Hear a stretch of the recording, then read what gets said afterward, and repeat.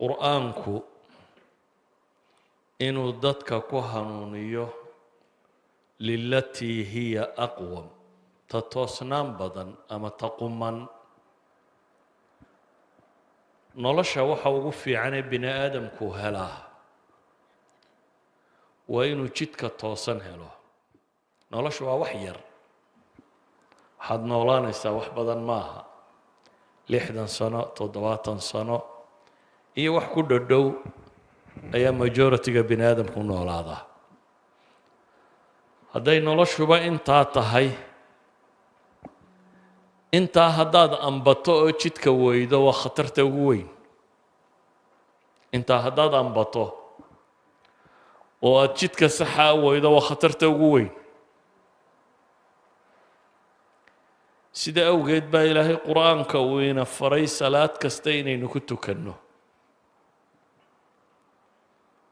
oo uu nabigu inoo sheegay calayhi salaatu wasalaam waxaa ka mid ah suurat alfaatixa suurat alfaatixa markaynu ilaahay soo taagno qofka ugu yari cala almadhab shaafici waxaa laga yaabaa inuu akhriyo maalintii 17 jeer qofka ugu yar ee 17 ragcadood ee faralkaa tukada 17 jeer buu akhriyaa 17 goor markaad ilaahay hor taagto hal waxaad weydiisataa oo suuraddan ku jira ilaahay wuxuu ina baray markaas waxa ugu muhiimsan aynu rabbi intaynu isu hor taagno aynu weydiisanaa oo maalintii aynu ku celcelinaa waa ihdina asiraata almustaqiim ilaahayo waxaad nagu hanuunisaa jidka quman siraadka waxaa la yidhaha waddada ballaadhan ee xagaafka ah ilaahayo waxaad nagu hanuunisaa jidka quman oo qofka bini aadamka ah hadduu jidkaa quman haleelo oo ah ka qur-aankaba loo soo dejiyey qur-aankaba waxaa loo soo dejiyaa la yidhi ina hada alqur'aana yahdi lilatii hiya aqwam ta toosan inuu inagu hanuuniyo adiguna ilaahay maalin kasta waxaad weydiisataa jidkaasi in rabbi kugu sugo ihdina min alhidaaya waxay culammadu yidhaahdaan hidaayadu qur-aanka waxay ugu timaadaa 4 martabo oo kala dambeeya martabada koowaad waa martabada sabix isma rabbika alacla aladii khalaqa fasawa والذي قدره فهدى وتصبيح سدبا ليدي ربك الذي خلق فسوى أبوري أبور كذا ما يستري تسويته وإتمام الخلقة والذي قدره فهدى إلها جانجويي هنونيي باليدي هنونتنا وتمام التقدير بين هذان تمام التقدير كان وامحي tani waa hidaayada caamka ahoo wax kastoo ilaahay abuuray isagaa baray cid kale ma barin wax kastoo ilaahay abuuray isagaa baray siduu u noolaan lahaa siduu wax u cuni lahaa siduu wax u cabbi lahaa siduu isu difaaci lahaa siduu u noolaan lahaa wax walba ilaahay wuu ku hanuuniyey mithaal basiita waxa kuugu filan ilmaha yari marka uu dhasho waqti aynu wax bari karna inagu maaha khubarada dunida oo dhan haddii la isugu yeedho oo la yidhaahdo sida wax loo nuugaa ilmo yaroo hadda dhashay la baraya cidina ma bari karteen cid bari kari lahayd ilmaha yar sida wax loo nuugaa ma jirto laakiin waa programmed ilmaha kani ilaahay baa ku program gareeyey siduu u noolaan lahaa sida awgeed markuu dhashaa buu afka la daydayayaa naaska hooyadii markuu la helana nuugis buu bilaabayaa waa aqoon uu kala yimi uurka hooyadii waa aqoon rabbi siiyey subxaana wa tacaala noolahoo dhami markaa ee dunida jooga oo dhami siduu u noolaan lahaa mid waliba wuu yaqaanaa siduu u tarmi lahaa mid waliba waa yaqaanaa siduu isu difaaci lahaa mid waliba waa yaqaanaa mid baa difaaciisu dagaal yahay mid baa difaaciisu sun yahay mid baa difaaciisu orod yahay mid baa difaaciisu qurmuun yahay xayawaan yaroo marka taabato qurmuunka sii daaya somaad arag waa difaaciisii wuxuu rabaa agagaarkiisa in laga tago marka mid walba ilaahay wuxuu baray siduu u noolaan lahaa ee isu difaaci lahaa ee u tarmi lahaa taa dadkoo dhan baa leh khalqigoo dhan baa ilaahay siiyey alladii acطaa kula shayin khalqahu uma hada nabi muuse waa kii lahaa martabada labaad waxa weeyaan waa martabo ah dadka in xaqa iyo baatilka loo kala sheego dadka in waddada quman loo tilmaamo masaladan thaqalaynka gaarka ku ah wainaka latahdii ilaa siraaطin mustaqiim waa ka ilaahay nebiga ku leeyahy jid quman waa ka ilaahay leeyay ina calayna lalhuda wahadaynaahu najdayn inaa hadaynaahu sabiil kuwaasoo dhamme waa maxay waa hidaayatu biyaan bay yidhaahdaan culammadu waxaa loo caddaynayaa jidka qaldan iyo jidka saxan laakiin aadamaha barh baa isagoo jidka saxan iyo jidka qaldan kala garanaya ogaan haddana ka qaldan u mara waa kuwo kadeedan qof garanaya wuxuu inuu xun yahay oo haddana samaynaya waa kuwo aan adeegsanaynin ilaahay caqligu siiyey waa kuwo aan adeegsanaynin waxyigii ilaahay subxaanah wa tacaala uu soo dejiyey waana dad badan badan oo aan waalayna laakiin doqonnimo kala haysa waxaad ogtay inaad ku khasaarayso marka aad samaynayso haddii lagu weydiiyana aad odhanayso waa khasaare haddana aad samaynayso markaa miyir qabkaagu intuu leegi aad u malaynaysa waxaa laga yaabaa dadku inay bini aadamku caql u leeyahy oo caqliga ma adeegsanaa baa isweydiin leh caqliga miyaynu adeegsanaa tusaalayaal basiidaan idin siinaya dadka oo dhan dunida jooga waxaad weydiisaa sigaarku miyuu xun yahay mise u wanaagsan yahay dadka dunida jooga oo dhan dhakhaatiir leh ee aqoon-yahan leh ee kan leh ee kan leh haddaad weydiiso sigaarku miyuu xun yahay mise wuu wanaagsan yahay dhammaantood waxay ku odhanayaan wuu xun yahay markaase waxay tirinayaan dhibaatooyinkuu leeyahay markaase xataa nolosha caadigaa dadku waa shay qurmuun bini aadamku qurmuunka ma jecla waa dab bini aadamku dabka ma jecla waa caafimaad darro bini aadamku caafimaad darrada ma jecla waa dhaqaala burbur bini aadamku dhaqaala burburka ma jecla isagoo intaa kule markaad aragtay isagoo cabaya markaa miyuu miyir qabaa mise u waayay maxay idan la tahay ya taa macnaheedu waxa weeyaan bini aadamku caqligan ku jiraa qaar buu iskaga jiraa ayaan waxba ku falaynin haddii adigoo arkaya wuxuu inuu xun yahay haddana aad samayso adoo arkaya inuu dhib yahay haddana aad samayso macnaheedu waxa weeyaan caqligaagii maad adeegsan waxyiga ilaahay kuu soo diray maad raacin noloshaada wixii wax ka bedelaya wax kumaad samaynin si awgeed baa ilaahay wuxuu ina leeyahay ina calayna lalhudaa baa ilaahay yidhi anigaa korkayga saaray baa ilaahay leeya inaan wax idiin caddeeyo wahadaynaahu najdayn labada jid baanu idinkala tusinay baa ilaahay leeyahy inaa hadaynaahu sabiila ima shaakiran wa ima kafuura labada jid baan idiin kala tilmaamayaa baa ilaahay leeyahy adigu markaa ama ka gaaloobaya noqo ama ka ilaahay u mahadnaqaya qur-aanku masaladaana si fiican buu inoogu caddeeyey masale saddexaad baa jirta oo taa ka sii dambaysa oo ah in ilaahay ku waafajiyo waxa wanaagsan waa waafajin xagga alle ka timi ilaahay subxaanah wa tacaala inuu kuugu gargaaro inuu ku waafajiyo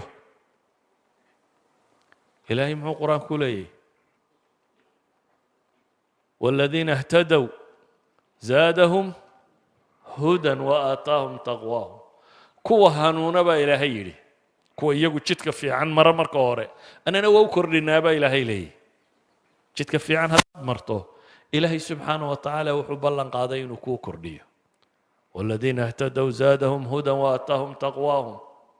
والذين جاهدوا فينا لنهدينهم سبل kuwa ku dadaala jidkayaga baa ilaahay yidhi ku dadaala lanahdiyannahum subulana annana waa ku hanuuninaynaa baa ilaahay leeyahy subxana yacni waa ugu gargaaraynaa waa kaa gargaarkaa kaynu ilaahay weydiisanaynaa markaa markaynu hortaaganaa leenahay ihdina asiraata almustaqiim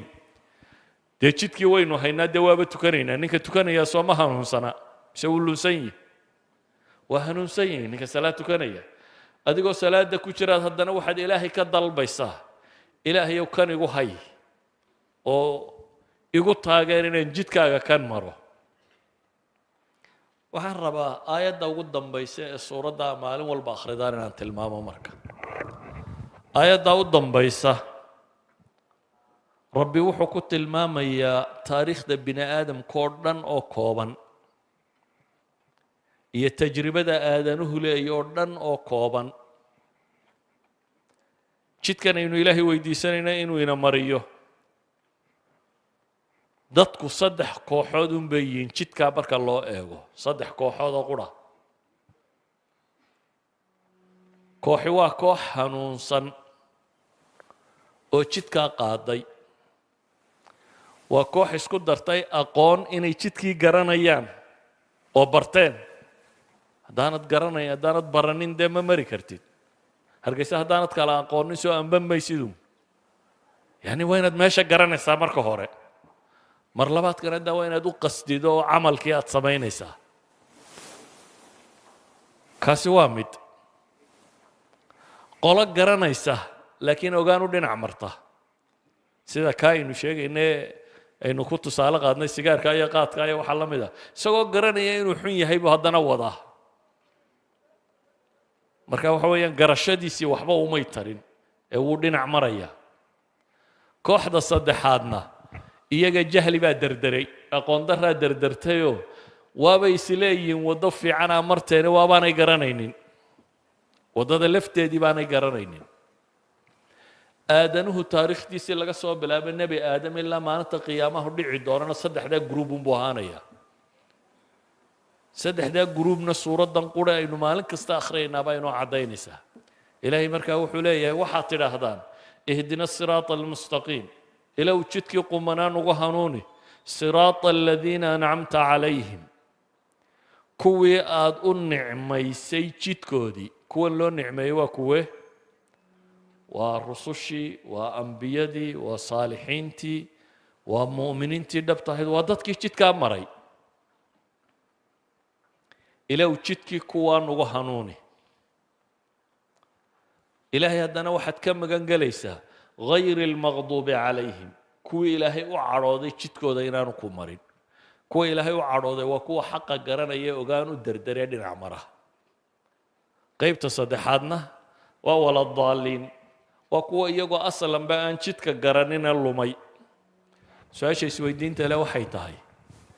ducada maalin kastaa ku ducaysataan ma idinka dhabbaa anuu su-aashaasaan idin weydiinaya ducada maalin walba ku ducaysataan idinka dhab miyay tahy bal gacanta taaginta le waa iga dhab yaa rumaysa in ducadaasi dhab ka tahay okay waxbaan idin weydiinayaa markaa inay dhab tahay iyo inaanay dhab ahayn baynu hubinaynaa haddii lagu tilmaamo nebi maxamed wixii uu yeeli jiray calayhi salaatu wasalaam iyo saxaabadiisi iyo dadkii qumanaa lagu dhahaa saasay yeeli jireen saasay samayn jireen lagu tilmaamo mar labaadna maalan waxaa lagu yidhi misaal basiitaan soo qabanaya waxaa lagu yidhi nebi maxamed saasuu u xiiran jiray markaasaa waxaa kaloo lagu yidhi maradonana saasuu u xidhaa idinka kiinan maxaa la ydhahaa iminka jooga ronaldo ronaldo iyo messi baa lagu yidhi iyana saasay u xirtaan labada kee baad maraysaa iya runaan isu sheegno hadda markaad salaada taagnayd waxaad lahayd ihdina siraata almustaqiima siraata aladiina ancamta calayhim ilaahow kuwii aad u nicmaysay jidkoodii na mari baad lahayd markaad salaada taagnayd marka aad ka soo baxdo ilaahu jidka kuwa lumay na mari inaad tidhaahdaa miyay saxan tahay therefore waxaynu u baahanay inaynu caqliga dib u adeegsano yani inaynan noqonin kii lahaa sigaarku wuu xun yahay haddana cabbayey kii lahaa sigaarku waa xun yahay ee haddana cabbayey aynu leenahay kaasi caqliga muu adeegsan waxaa la mid ah qof kastoo ay u caddaatay wanaaggu wuxuu yahay oo haddana marka uu isagu wax samaynayo jidka kale maraya jidka saddexaad ee ah isagu daalliinta kaana dadka badh baa maraya oo waayo dee haddaad kaleba garan weydo maxaa ilaahay ina faray iyo maxaanu ina farin sow kii baadidaa mari maysid maxaad ku garanaysaa xaqa su-aal baan idin weydiinayaa iminka cilmaa dhigataan oo secondary school baa ku jirtaan oo dhowr iyo 10 sannadood baa wax soo dhiganayseen ka warrama haddii dhowr iyo 10 sannadood buug aad akhriyi jirto aanad waxba ka aqooni uu jiro miyay fiican tahay ya imsa qur-aanka tafsiirkiisa garanaysa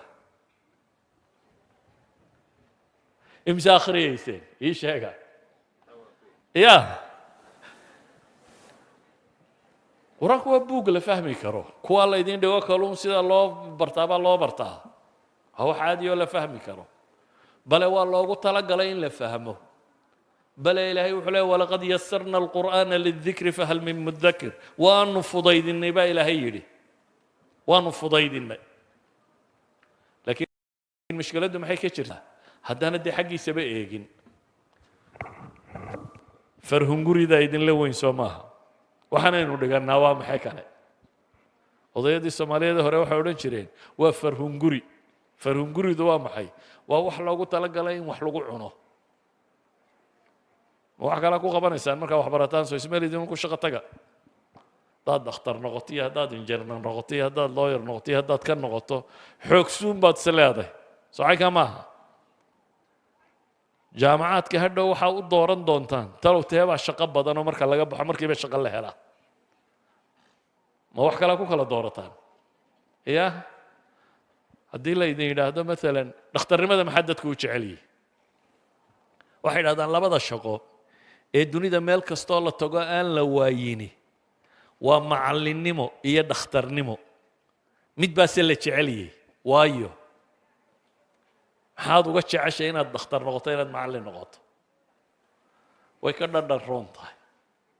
ma wax kale ku jira yacni hunguriga uga fiicantay weeye waxaad is leedahay wax ka yaro badan macallinku intuu helo ayaad helaysaa baad is leedahay that's why dhakhtarnimada dadku ay ugu yaacayaan waayo markay hawl iyo dhib noqoto waa shaqooyinka ugu dhib badan waa shaqooyinka aanu qofku wakti u seexdaba lahayn ee saqda dhexe lagu odhanaya mid baa sakaraade soo kac ee wakti walba kadeedku uu qof ku jiro aan time go-aan lahayn laakiin haddana dadku wuxuu wada jecelaya waa hunguriga